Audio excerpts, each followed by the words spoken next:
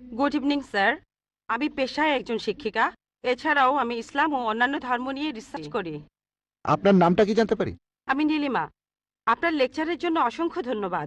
তবে আমি কিছু ব্যাপারে একটু জানতে চাই। যেমন, আপনি ভবিষ্যৎ পুরাণের কথা বললেন, তৃতীয় খণ্ডের ৩য় অধ্যায় ৫ থেকে ৮ নম্বর শ্লোক।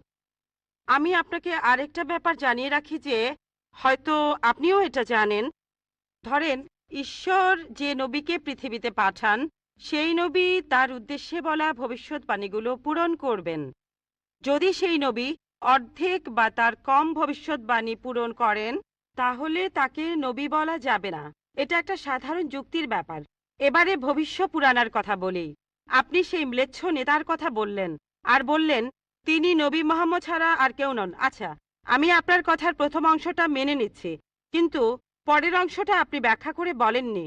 এখন আপনাকে বলি, ম্লেচ্ছ একটা সংস্কৃত শব্দ, আর সংস্কৃত ডিকশনারি অনুযায়ী ম্লেচ্ছ শব্দটার অর্থ অনার্য অথবা পাপী অথবা খারাপ লোক। ম্লেচ্ছ শব্দটার এই তিনটা অর্থ হয়। তাহলে কি বলা যায় মোহাম্মদ ছিল পাপী অথবা খারাপ লোক? আরেকটা ব্যাপার হলো, এই ভবিষ্যৎবাণীর দ্বিতীয় শর্তটা, সেটা হলো তিনি একটা মরুস্থলে জন্মাবেন। মরুস্থল এর অর্থ মৃতদের স্থান, কারণ মরু শব্দটা এসেছে সংস্কৃত মৃউ থেকে, যার অর্থ মৃত্যু। তাই এখানে অবশ্যই আরবের মরুভূমির কথা বলা হচ্ছে না, কারণ সেটা ছিল অনুর্বর ভূমি আর যুদ্ধক্ষেত্র। এরপরে আমি ৩ নম্বর পয়েন্টে আসছি। এই ভবিষ্যৎবাণীতে বলা হয়েছে যে এই ম্লেচ্ছ নেতা তিনি গোসল করেন পঞ্চগাভিয়া আর গঙ্গা নদীতে। আর এটা আমরা সবাই জানি যে গঙ্গা নদী, এই নদীটা আরবে নয়, গঙ্গা নদী রয়েছে ইন্ডিয়ায়। এটা পৃথিবীর সবাই জানে। এবার পঞ্চগাভিয়ায় গোসল করা সম্পর্কে বলি। পঞ্চগাভিয়া মানে গরু থেকে উৎপন্ন 5টা উপাদান। এই উপাদানগুলো হলো দুধ, দই, ঘি, প্রস্রাব, গোবর। এখন ভবিষ্যৎবাণীটাকে সত্যি হতে গেলে এই কথাটাও তাহলে সত্যি হতে হবে। আপনি কি আমাকে পবিত্র কোরআনের এমন কোনো আয়াত দেখাতে পারেন যেখানে বলা আছে যে মোহাম্মদ গোসল করেছিল গঙ্গার জলে বা সেই 5টা উপাদান দিয়ে, অর্থাৎ দুধ, দই, ঘি, প্রস্রাব আর গোবর? তাহলে আজকে ইসলাম গ্রহণ করব। Thank you sir. বোন, আপনি ঠিক বলেছেন যে ভবিষ্যৎবাণীর কথা বলা হচ্ছে, যদি তার অর্ধেকের বেশি পূরণ না হয় তাহলে ভবিষ্যৎবাণী ভুল। আমি একমত বোন, আপনার সঙ্গে একমত। আমি আপনার 3টি প্রশ্নের উত্তর দেব। দেখা যাক আজকে আপনি ইসলাম গ্রহণ করেন কিনা। এটাও হতে পারে আপনি আমার সঙ্গে একমত হবেন না। আমি যা বলবো আমি একমত। ম্লেচ্ছ এই শব্দটার 3টি অর্থ আছে।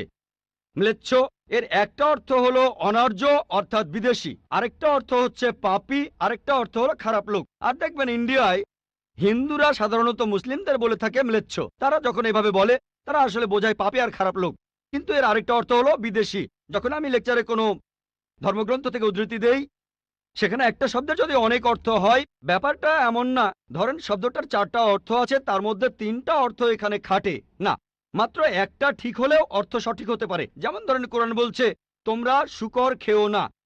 আজকে যদি ডিকশনারি খোলেন, এই শূকর শব্দটার একটা অর্থ হলো পুলিশ অর্থাৎ পুলিশ অফিসার, তাহলে একটা অর্থ শূকর, আরেকটা অর্থ পুলিশ অফিসার।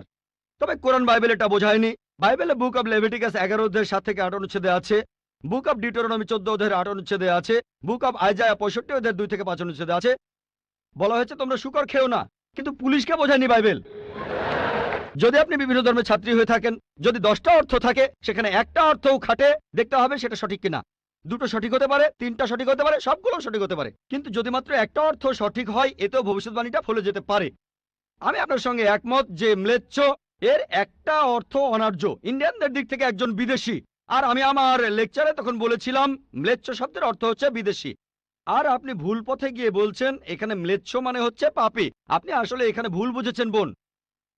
যদি আপনি বলেন কোরআন আর বাইবেল বলছে পুলিশদের খেও না, তার মানে আপনি বিভিন্ন ধর্মের উপর ছাত্রী নন, আপনি তাহলে এক পেশে। একটা অর্থে যদি ভবিষ্যৎবাণীটা পূরণ হয়। আরেকটা কথা, যদি সন্দেহ থাকে, আমি আরো 10টা পয়েন্টের কথা বলেছি, সবগুলোকে খণ্ডন করতে পারবেন না। আরেকটা বললেন মরুস্থল, এটার একটা অর্থ আমিও একমত, মৃতদের স্থান। তবে সংস্কৃতিতে মরুস্থল শব্দটার আরেকটা অর্থ হচ্ছে বালুময় স্থান। আপনি আজকে ডিকশনারি চেক করেন, সেখানে দেখবেন আমাদের ইসলামিক রিসার্চ ফাউন্ডেশনে এখানে সংস্কৃত ডিকশনারিও আছে। আমি বিভিন্ন ধর্মের উপর ছাত্র, এটা মানছি যে একটা অর্থ হচ্ছে মৃতদের স্থান, আরেকটা অর্থ হচ্ছে বালুময় স্থান, কিন্তু ভুল অর্থটা আপনি নিচ্ছেন কেন? তাহলে তো আপনি ভুল পথে চলে যাবেন। যদি পারমুটেশন আর কম্বিনেশন গুলো দেখেন, অন্য যে পয়েন্টগুলো বলেছি সেগুলো পুরোপুরি সঠিক। এখানে আপনাকে সঠিক উত্তরটা বেছে নিতে হবে। তাহলে মরুস্থল শব্দটার একটা অর্থ হলো বালুময় স্থান বা মরুভূমি। আপনার তৃতীয় প্রশ্নতে আসি, আপনি ইসলাম গ্রহণ করবেন ইনশাল্লাহ। তৃতীয় প্রশ্নটা, আমি যে ভবিষ্যৎবাণীটার কথা বলেছি যে নবী মোহাম্মদ সাল্লাল্লাহু আলাইহি সাল্লাম পঞ্চগর্ভে গোসল করেছিলেন গঙ্গা নদীতে, এখানে বুঝে নিতে হবে যখন আমরা বলছি যে হিন্দুদের রীতি অনুযায়ী যে কেউ পঞ্চগর্ভে বা গঙ্গায় গোসল করবে তার অর্থ বিশুদ্ধ হবে। একটা অর্থ শারীরিকভাবে গঙ্গায় ডুব দিলেন, আমারও মনে হয় না নবীজি ইন্ডিয়া এসে গঙ্গায় ডুব দিয়েছিলেন। আরেকটা অর্থ বিশুদ্ধ হওয়া, তখন ব্যাখ্যা করিনি কারণ লেকচারটাই অনেক লম্বা ছিল। এই টপিকটা নিয়ে আমি সারাদিন কথা বলতে পারি, আমি এখানে খুব বিস্তারিত বলিনি। আমি প্রত্যেকটা ভবিষ্যৎবাণী নিয়েই আরো কয়েক মিনিট বলতে পারি, সব মিলিয়ে ঘন্টাখানিক বলতে পারবো। এখানে পঞ্চগর্ভে গোসল করা মানে হচ্ছে বিশুদ্ধ হওয়া। এখানে প্রসঙ্গটা বুঝতে হবে, শারীরিকভাবে গোসল করার অর্থ এখানে বলা হয়নি। আর আপনি গঙ্গার পানিতে ডুব দিলেই বিশুদ্ধ হয়ে যাবেন এমন কোনো নিশ্চয়তা নেই, বিশুদ্ধ না হওয়ার সম্ভাবনাই বেশি। এটা হচ্ছে হিন্দুদের রীতি অনুযায়ী বলা।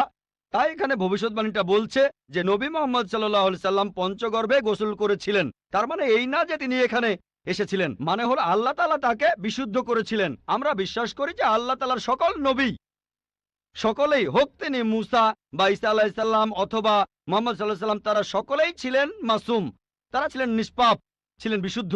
তাহলে আল্লাহর সকল নবী, আল্লাহ যাদের পৃথিবীতে পাঠিয়েছিলেন, আমরা মানি যে তারা সকলেই নিষ্পাপ, সকলেই মাসুম, সকলেই বিশুদ্ধ। তাহলে আপনার উত্তরটাও পেলেন। আশা করি ইনশাআল্লাহ আপনি ইসলাম গ্রহণ করবেন বোন।